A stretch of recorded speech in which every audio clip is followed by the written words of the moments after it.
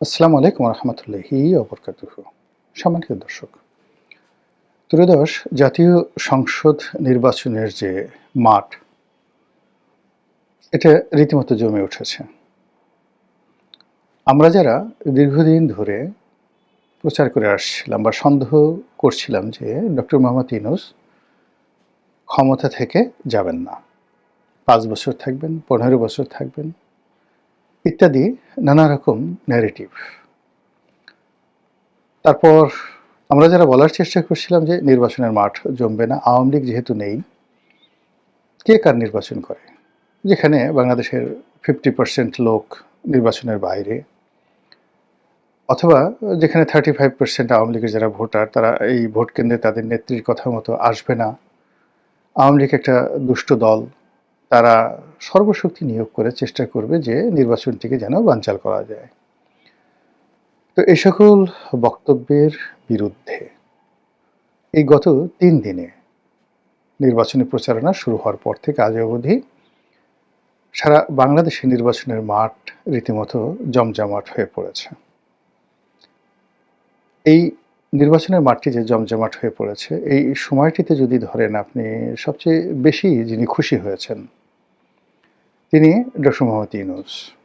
কারণ হলো যে আশা, যে ভরসা, যে কথা, যে আশ্বাস, যে প্রশ্বাস, যে নিঃশ্বাস নির্বাচনকে কেন্দ্র করে তার ছিল, প্রায় সবকিছু তার জন্য বুমেরাং হয়ে পড়েছিল। এবং সর্বশেষ তিনি যখন জনাব তারেক রহমান সাহেবের সঙ্গে লন্ডনে গিয়ে দেখা করলেন, তারপর থেকেই এক পক্ষ বলার চেষ্টা করছিল যে ডক্টর মোহাম্মদ ইউনূস আসলে একটা নিরাপদ প্রস্থান অথবা শান্তিপূর্ণ একটি ক্ষমতা হস্তান্তর প্রাধান্য দিচ্ছেন।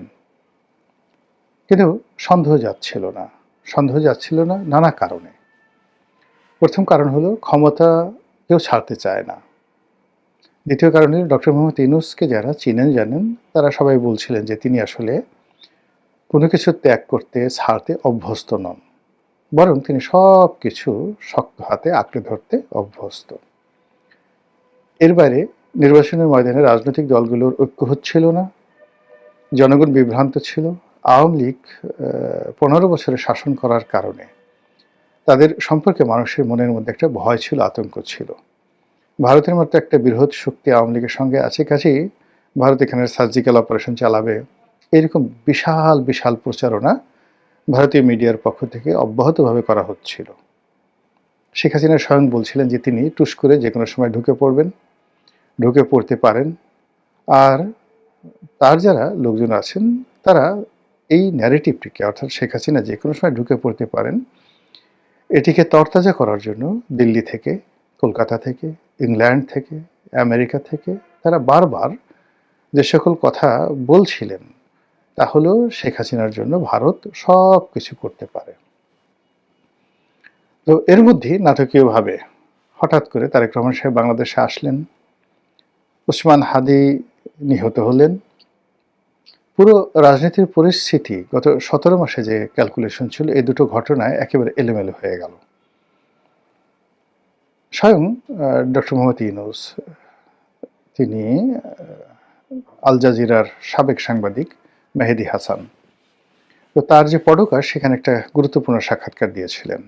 তো সেই সাক্ষাৎকারে তিনি বলেছিলেন যে লোকজন তো অনেকে বলছে যে স্যার আপনি ৫ বছর থেকে যান, অনেকে তো ৫০ বছর থাকার কথাও বলছেন। এবং এই কথা শোনার পর আমাদের তো সন্দেহ সঙ্গতের কারণে বাড়ে এই কারণে যে আমরা অতীতে এরশাদ সাহেবকে দেখেছি, শেখ হাসিনা তিনি ২০১৪ থেকে ২৪ পর্যন্ত টানা ১০ বছর কোনো নিয়ম কানুনের তোয়াক্কা না করে ক্ষমতায় থেকেছেন। এর বাইরে মইনুদ্দিন ফখরুদ্দিন সাহেব ক্ষমতায় বসে দীর্ঘদিন ক্ষমতায় থেকেছেন। ফলে ক্ষমতা কেউ ছাড়তে চায় না। ভোট র্যাগিং বলেন, ২ নম্বরই বলেন, এটা আমাদের দেশে নতুন কোনো ঘটনা নয়। সবাই যে ক্ষমতায় গিয়েছে সবাই চেষ্টা করেছে। তো সেই অর্থে আমরা যারা আমজনতা, সাধারণ চিন্তার মানুষ, আমরা তো সাধারণ যোগ বিয়োগে যা হয় সেরকমই চিন্তাভাবনা করেছি। এবং সেই চিন্তার প্রেক্ষিতে দেখা গেল যে আমাদের একটা বিরাট অংশ তারা ধরে নিয়েছিল যে ডক্টর মোহাম্মদ ইউনূস ক্ষমতায় থাকবেন, এবং তিনি যদি ক্ষমতা থেকে চলে যান বা ব্যর্থ হন, তাহলে এখানে তৃতীয় কোনো শক্তি আসবে। এরকম প্রচার এবং প্রোপাগান্ডা চলছিল। অন্যদিকে ডক্টর মোহাম্মদ ইউনূসের যিনি প্রেস সচিব আছেন মিস্টার শফিক, তিনি বারবার শুধু বলার চেষ্টা করছেন যে পূর্বের চাঁদ যদি পশ্চিমে উদিত হয়, তবুও সেখানে কোনো শক্তি নাই বিশ্বের যারা কিনা ডক্টর মোহাম্মদ ইউনূস যে নির্বাচনের আয়োজন করতে যাচ্ছেন সেটা থেকে তাকে নিবৃত্ত করতে পারে। ২ নম্বর হলো তিনি বারবার নিঃশ্বাস, প্রশ্বাস, আশ্বাস সবকিছুতে তিনি দৃঢ়তা দেখাচ্ছিলেন যে নির্বাচন হবেই। তো তিনি যত বলছিলেন নির্বাচন হবেই, তত বেশি সন্দেহ বাড়ছিল। এমনকি নির্বাচনের তফসিল ঘোষণা হওয়া, তারপর একেবারে প্রতীক বরাদ্দ থেকে শুরু করে নির্বাচনের যে প্রার্থী, সে প্রার্থিতা প্রত্যাহারের শেষ দিন পর্যন্ত সবার সন্দেহ ছিল। এখনো যে অনেকের সন্দেহ নেই তা বলা যাচ্ছে না, কিন্তু সবকিছু বাদ দিয়ে, অর্থাৎ পর্দার আড়ালে যে সকল খেলা হচ্ছে, সন্দেহ হচ্ছে, চক্রান্ত যেটা এখনো থেমে নেই, এখনো বাংলায় ঘসিটি বেগম থাকতে পারে, এখনো বাংলায় মীর জাফরের অভাব হবে না, এখনো হিরাজিল প্রাসাদের কোনো যাকে বলা হয় বিকল্প যে নেই তা বলা যাচ্ছে না। আপনারা জানেন যে হিরাজিল প্রাসাদে ঘসিটি বেগম, মীর জাফর, তারপর রায়দুর্লভ, ইয়ার লতিফ, জগৎ শেঠ এদেরকে নিয়ে নিয়মিতভাবে চক্রান্ত করতেন। তো সেই হিরাজিল প্রাসাদ এখন যে নেই ও কথা বলা যাচ্ছে না। আবার ইস্ট ইন্ডিয়া কোম্পানি যেভাবে বাংলাদেশ আক্রমণ করেছিল, এখনও যে ইস্ট ইন্ডিয়া কোম্পানি ওত পেতে নেই, এটি একেবারে যেদিন নতুন সরকার, অর্থাৎ এই যে নির্বাচন হচ্ছে সেই নির্বাচনের ময়দানে সুষ্ঠুভাবে একটি নির্বাচন হবে, ক্ষমতা হস্তান্তর হবে এবং নতুন সরকার ক্ষমতা গ্রহণ করে তারপরে রাজাসনে বসবেন, এই জিনিসগুলো ঘটা না পর্যন্ত আমরা কিন্তু কেউ স্বস্তি পাচ্ছি না। তবুও এই যে নির্বাচনের ময়দান জমজমাট, প্রার্থীরা সবাই দাঁড়ে দাঁড়ে ঘুরে বেড়াচ্ছেন, ফেসবুক খুললে, পত্রপত্রিকায় খুললে শুধু নির্বাচনের খবর। আর এটা একদিকে ভালো যে এই ধরনের যখন পরিবেশ পরিস্থিতি থাকে তখন কোনো অবস্থাতেই তৃতীয় কোনো শক্তি মাথা তুলে দাঁড়ানোর সাহস পায় না। আর এরকম নির্বাচন যত বেশি জমজমাট হবে, আওয়ামী লীগ তত বেশি অপাংক্তেয় হয়ে পড়বে।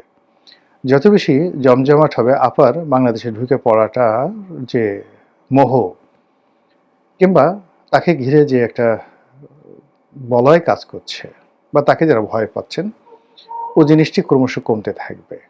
তো কাজে সেই যে নির্বাচনটা শুরু হয়েছে, আর শেখ হাসিনার নাম শুনলে, আওয়ামী লীগের নাম শুনলে, আওয়ামী লীগের ফিরে আসার কথা শুনলে বাংলাদেশের অনেক মানুষের বিরক্তি হয়, অনেক মানুষের আতঙ্ক হয়, অনেক মানুষের ভয়ে কাপড় চোপড় নষ্ট হয়, অনেকের বলতে গেলে রীতিমতো হার্টবিট বন্ধ হয়ে যায়। তো সেই অর্থে এই যে নির্বাচনের ময়দানটি 12ই ফেব্রুয়ারি পর্যন্ত যে চলছে, যদি চলতে থাকে, এভাবে চলতে থাকে এবং ক্রমশ এটা বাড়তে থাকে, সেক্ষেত্রে যিনি বর্তমানে ক্ষমতায় আছেন তার এই জীবন সায়ানে এসে এক ধরনের একটা পুলক অনুভব হতে পারে যে না, আল্লাহ আমাকে সব দিয়েছেন, টাকা পয়সা, বাড়ি গাড়ি, সম্মান, সুখ্যাতি, মর্যাদা, ক্ষমতা সব কিছু দিয়েছেন এবং সর্বশেষে যদি একটি শান্তিপূর্ণ নির্বাচন করে তিনি যেতে পারেন, তখন গর্ব করে সারা পৃথিবীতে তিনি বলতে পারবেন যে তিনি এরকম একটি নির্বাচন প্রতিকূল পরিস্থিতির মধ্যে করে দিয়ে এসেছেন। যে সময় ডক্টর মোহাম্মদ ইউনূস ক্ষমতা নিয়েছেন, তার অনেক ব্যর্থতা আছে, ভীষণ রকম ব্যর্থতা আছে। আইনশৃঙ্খলাতে তিনি খুবই মারাত্মকভাবে ব্যর্থ হয়েছেন, কিন্তু তারপরেও যে ব্যাপারটা হলো যে ওই সময়টিতে ঐক্যের প্রতীক রূপে এবং আন্তর্জাতিক যে চেইন রয়েছে, পাওয়ার চেইন, তার প্রতিভূ রূপে তিনি যেভাবে ক্ষমতায় বসেছেন, ওখানে অন্য কোনো মানুষ বসলে গৃহযুদ্ধ শুরু হয়ে যেত এবং কেউ কাউকে মানত না।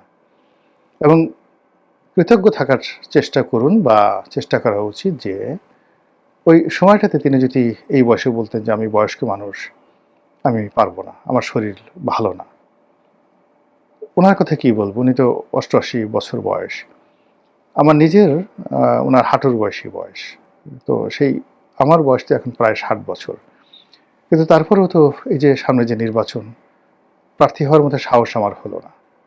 আমার যে শারীরিক অবস্থা, মানসিক অবস্থা, অর্থনৈতিক অবস্থা, দল বিএনপি থেকে একাধিকবার বলা হয়েছিল নির্বাচনের জন্য, কিন্তু আমার সাহস হলো না, আমার কাছে মনে হলো যে আমি পারবো না। তো সেটা তো ডক্টর মোহাম্মদ ইউনূসের ক্ষেত্রে সেটা প্রযোজ্য ছিল। তো সেই ক্ষেত্রে তিনি যদি না আসতেন তাহলে কি করতেন আপনারা? কাকে নিতেন? এবং ডক্টর মোহাম্মদ ইউনূস ভুল করেছেন পরবর্তীতে, কিন্তু ১ম তাকে নিয়ে আমাদের যে আশা, এই আশার কারণে আমরা যেভাবে প্রায় ৩ মাস ৪ মাস শান্ত ছিলাম, ওটা কি অন্য কারো দ্বারা সম্ভব ছিল? তো সেই দিক থেকে তিনি যখন চলে যাবেন, তার প্রেস সচিব যেটা বলেছেন, অনেকে কাঁদবে। আমার কাছে তাই মনে হচ্ছে। তিনি চলে যাওয়ার পর অনেকে কাঁদবেন। এর কারণ হলো বাংলাদেশে ডলারের মূল্য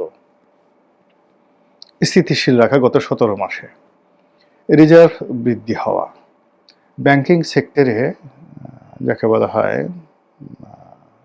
একটা চেইন আনা, সুপ্রিম কোর্টের যে আলাদা সচিবালয় প্রতিষ্ঠা করা, এরপরে জাতীয় রাজস্ব বোর্ডের যে দুটো বিভাগকে আলাদা করা, এটা কোনো রাজনৈতিক সরকার পারত না। তিনি সেটি করে ফেলেছেন। অর্থাৎ জাতীয় রাজস্ব বোর্ড এবং কর অঞ্চল, যারা কর কালেকশন করবে তারা নীতি নির্ধারণীতে থাকবে না। এই যে বিভেদটি বা এই যে পৃথকীকরণটি, এটি কখনো কোনো রাজনৈতিক সরকার করতো না, পারতো না। তিনি সেটা করে গেছেন। এরকম অসংখ্য ঘটনা, যেটা অনেকগুলো মামলা, কয়েক লাখ মামলা তিনি প্রত্যাহার করেছেন খুব অল্প সময়ের মধ্যে বিভিন্ন মানুষের। আপনি অভিযোগ করলে অনেক কিছু করতে পারেন। তো এই বিষয়গুলো এখন আলোচিত হচ্ছে না, এখন শুধুমাত্র দৈনন্দিন রাজনৈতিক কর্মকাণ্ড আলোচিত হচ্ছে। কিন্তু তিনি যখন থাকবেন না, নিঃসন্দেহে এই কথাগুলো আলোচনা হবে এবং আমরাই করব। মুখ ঝুলিয়ে ঝুলিয়ে আমরা করব, তার পক্ষে কথাবার্তা তখন বলবো। তো যেটা বলছিলাম যে নির্বাচন যে জোয়ার চলছে, সেই জোয়ার যত বাড়বে ততই ডক্টর মোহাম্মদ ইউনূসের মুখে ভরা পূর্ণিমার চাঁদের হাসি ঝলমল করে জ্বলতে থাকবে। এবং তার যে প্রেস সচিব, আপাতত আসলে একজন ভদ্রলোক, ক্ষমতার এই সময়টাতে বসে বিভিন্ন কারণে তার অনেক বক্তব্য আপনার আমার পছন্দ হয়নি, আমি নিজেও তার অনেক সমালোচনা করেছি, কিন্তু বাস্তবিক অর্থে তিনি একজন ভদ্রলোক, ভালো মানুষ, এবং অসততার কোনো নজির কখনো তার জীবনে অতীতে ছিল না। আর গত ১৭ মাসে জনাব শফিক অসৎ হয়েছেন, এরকম কোনো নজির নেই। কারো কাছে ঘুষ খেয়েছেন, দুর্নীতি করেছেন, কোনো নজিরই নেই। শুধুমাত্র তার কথাবার্তা, অ্যাটিটিউডের কারণে আমরা অনেকে তার সমালোচনা করেছি। তো এই মানুষটিও জীবনের ঝুঁকি নিয়ে তিনি দায়িত্ব পালন করেছেন। অনেক অপমান, অনেক লাঞ্ছনা, অনেক গঞ্জনা তিনি সহ্য করেছেন। কাজেই এরকম একটা নির্বাচন যদি সুন্দর হয়ে যায়, অ্যাটলিস্ট এই ভদ্রলোকও তৃপ্তির হাসি হাসতে পারবেন বলে আমার কাছে মনে হচ্ছে। ভবিষ্যতের মালিক আল্লাহ, আল্লাহই ভালো জানেন কোনটি উত্তম, কার জন্য কী পরিণতি অপেক্ষা করছে। আল্লাহ আমাদের সবাইকে হেদায়েত দান করুন, ভালো রাখুন, সুস্থ রাখুন। আসসালামু আলাইকুম ওয়া রাহমাতুল্লাহি ওয়া বারাকাতুহু।